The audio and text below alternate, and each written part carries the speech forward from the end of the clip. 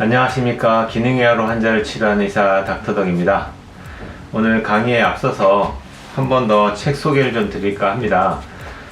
최근 들어서 구독하신 분들이나 또는 저를 잘 모르고 소개받으신 분들, 이런 분들 같은 경우에는 제가 쓴 책에 대해 잘 모르실 것 같아서 제가 기능의학을 한 10에서 15년 정도 하면서 공부하면서 그동안의 환자를 보면서 느꼈던 것과 그리고 환자분들께 좀 더 많은 걸 알려드리고 싶은 그런 내용들을 담았는데요. 이 책 보시면은 기능의학을 좀 이해하시는데 조금은 더 도움이 되실 것 같다는 생각이 들고요. 영상으로만 보기에는 지금 제가 올린 영상이 거의 한 300편이 넘기 때문에 그걸 다 찾아서 보기가 힘드실 거예요. 그래서 일단 책을 먼저 보시면서 따라서 영상을 같이 보면서 공부하시는 게 훨씬 더 쉽고 또 더 유익하시지 않을까 하는 생각이 듭니다.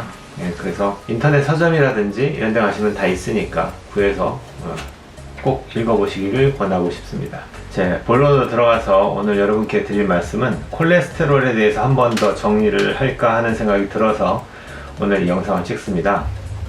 과거에 제가 올렸던 영상을 뒤져보시면은 인터넷 들어가셔서 제 홈페이지, 유튜브 홈페이지에서 콜레스테롤 치시면은 제가 올렸던 콜레스테롤에 대한 내용들이 쫙 뜰 거예요. 그럼 그 내용들을 보시는 것도 중요하겠고요. 그걸 다 보셨다는 가정하에서 제가 오늘 여러분과 함께 좀 더 어떤 생각의 발상의 전환이나 이런 것들을 위해서 한 번 더 제가 정리를 좀 해드릴까 합니다. 콜레스테롤 여러 가지 기능이 있는데요. 첫 번째가 호르몬을 만들 때 사용되는 기능도 있고요. 그 다음에 손상된 조직을 재생하는 개념에서 세포를 만드는 빌딩 블럭의 역할을 하는 개념도 있습니다.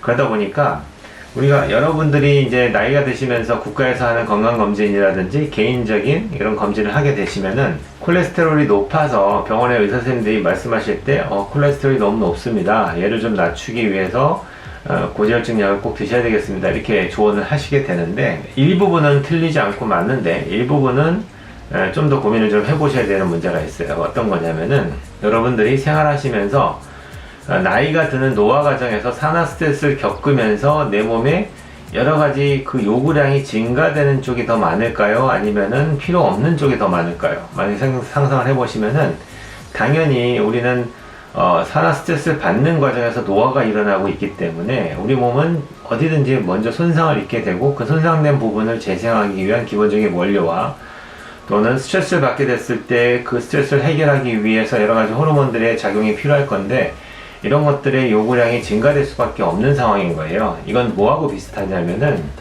우리 몸을 조절하는 자율신경이 있을 때 어떤 교감신경의 파트하고 부교감신경 파트가 각각의 기능이 다른데 그렇다면 현대인들을 살아가시는 분들이 대부분이 교감신경이 올라갈까요? 부교감신경이 올라갈까요?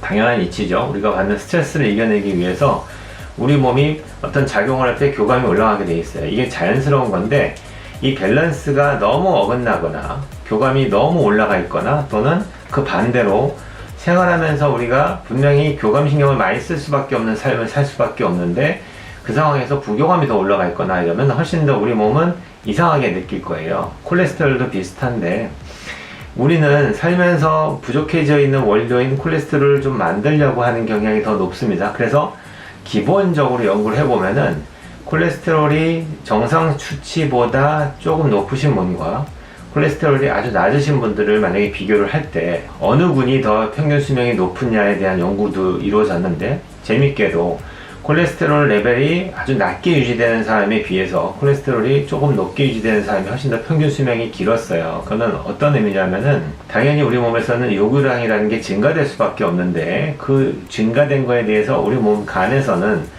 필요한 만큼의 콜레스테롤을 좀 더 많이 만들어서 보내줘야 되거든요.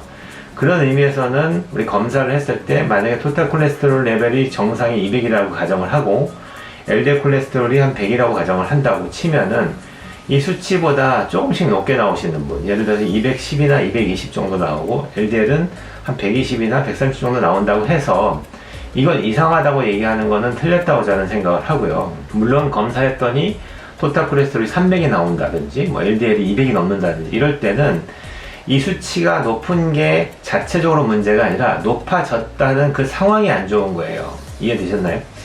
그러니까 그 정도로 많이 만들어낼 수밖에 없는 상황이라는 게 좋지 않죠. 그러니까 예를 들자면은 어딘가에 홍수가 나거나 수해가 입으면은 그 지역을 지금 청소하기 위해서, 이 포항 지역도 지난번 수해를 아직도 복구를 못하고 있습니다.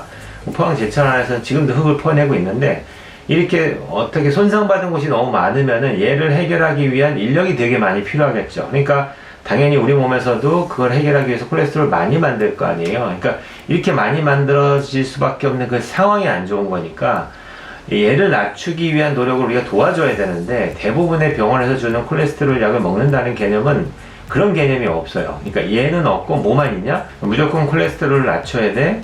그게 콜레스테롤은 나쁜 놈이야. 이렇게 얘기하는 건데, 그건 틀렸다고 저는 생각을 하고, 이미 매스컴을 뒤져서 좀만 뒤져보시면은 미국에서는 이미 콜레스테롤 자체가 동맥경화증의 위험 인자가 아니다라는 발표를 이미 다 했어요. 오래전에. 근데도 불구하고 아직도 콜레스테롤 높은 거에 대해서 이 단순한 요 수치 하나만 가지고서 당신은 위험합니다, 얘를 낮춰야 됩니다, 이렇게 얘기하죠. 그러면 어떤 문제가 벌어지냐면은 우리 몸에 필요한 곳이 많습니다. 그래서 우리 몸에서 콜레스테롤을 많이 만들었는데, 이 문제를 해결하지 않은 상태에서 콜레스테롤만 낮춘다 이러면 어떤 일이 벌어질까요? 예, 이거랑 똑같은 얘기예요. 지금 포항 지역에 수해가 막 나가지고 진흙을 막 퍼내야 되고 사람이 많이 필요한데, 일꾼을 보내달라고 했더니 일꾼이 안 오는 거예요. 그럼 얘를 언제 복구하고 있겠어요? 해결이 안 되겠죠. 그런 의미로 우리 기능의학자들이 환자를 치료할 때의 개념은 단순한 콜레스테롤 혈중 레벨만 낮추는 게 아니라 이게 필요 없는 몸을 만드는 쪽에 좀 더 포커스가 맞춰져 있습니다. 그렇기 때문에 때에 따라서는 여러 가지 다른 도움을 통해서 얘가 필요 없는 몸을 만드는 쪽으로 열심히 치료를 해드리고요. 그러고 나서 나중에 봤더니 콜레스테롤이 어떤 분들은 먹고 계신데 너무 낮은 거예요. 아까도 얘기했지, 토탈 콜레스테롤이 만약에 정상치를 200이라고 본다면은, 근데 이분은 약을 드시고 계신데 120, 130 나오는 거예요. 너무 낮죠? 그래서 이분들 약을 한번 끊어봤더니 이분이 올라가도 170, 160 또는 180도 안 돼요. 약을 안 먹어도 200도 안 되는 환자한테 단순히 당신은 지금 동맥경화증이 심하고 심장에 지금 관성동맥이 좁아져 있으니까 무조건 콜레스테롤을 낮춰야 됩니다 라고 약을 준다는 게 과연 맞느냐? 실제로는 지금 이쪽은 필요해가지고 더 만들어야 되는 상황인데, 오히려 더 얘를 낮춰버리면은 우리 몸이 더 건강해질 수 없이 오히려 부작용이라는 게 더 많이 생기게 되겠죠.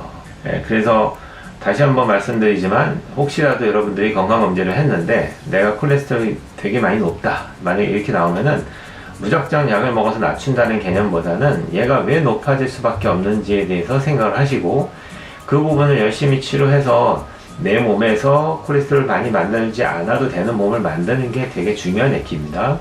그리고 부가적으로 우리가 사용하는 오메가3라든지 여러가지 약물들은 쓸 수 있어요. 사용할 수 있고 도움이 되겠지만, 이게 어떤 경우에는 스타틴 계통의 약물 같은 경우에는 작용도 되게 강력하지만 그에 따른 부작용도 되게 강력합니다. 그렇기 때문에 단순하게 얘를 이용한다는 거에서 그치시면 안 되고, 콜레스테롤의 요구량이 줄어들 수밖에 없는 건강한 몸을 만드는 것이 되게 중요하다고 말씀드리겠습니다. 오늘은 간단하게 과거에 제가 말씀드렸던 콜레스테롤 파트에 대한 얘기를 한 번 더 정리해서 여러분께 알려드리는 시간을 가졌고요. 끝으로 다시 한번, 제가 여태까지 책을 출간한 다음에 한 번도 제가 중간에 또 이 책을 광고한 적이 없는데, 여러분들이 혹시 이 영상을 보시는 분들이라면 꼭 책을 사서 읽어보시기를 권하고 싶고요.